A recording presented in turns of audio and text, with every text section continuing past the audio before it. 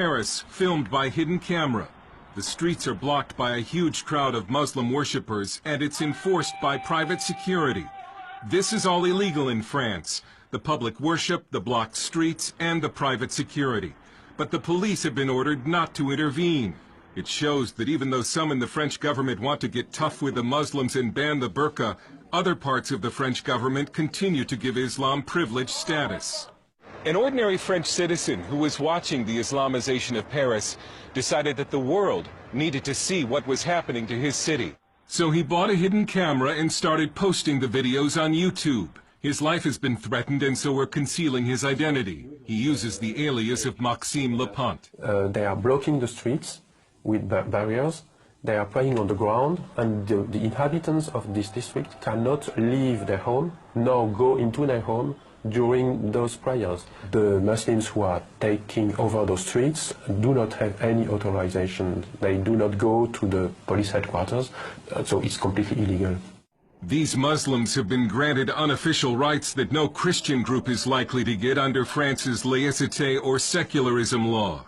So it says people have the right to share any belief they want, any religion, but they have to practice at home or in the mosque, synagogues, churches, and so on.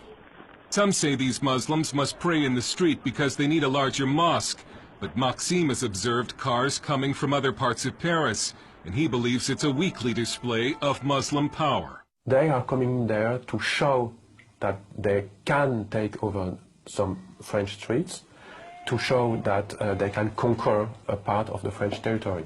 If France faces an Islamic future, it took a Russian to write about it.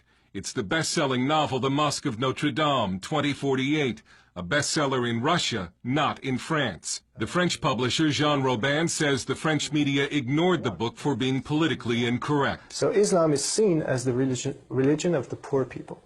And so you can't say to the poor people, you're wrong, otherwise you're a fascist.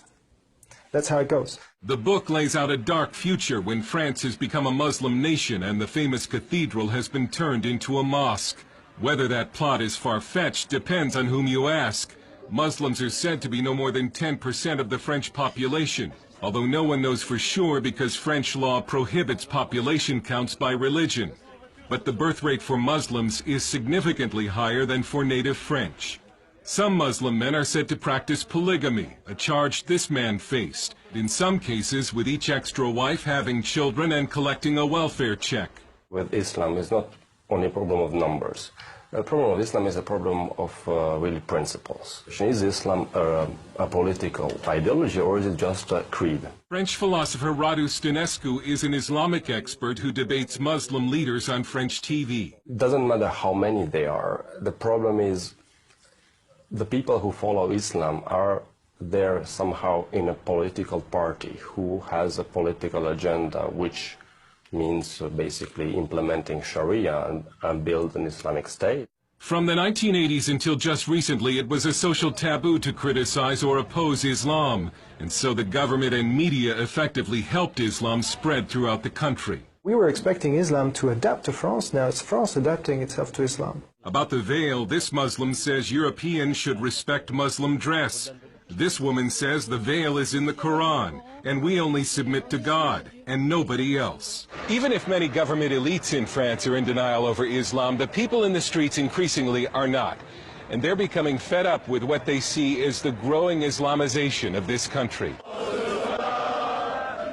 They've started staging pork and wine aperitifs or cocktail parties in the street. They're patriotic demonstrations meant to strike back against Islam. Another national demonstration is planned for this Saturday. It looks as if a public backlash against Islam has begun. The French Parliament will debate a new burqa law this month.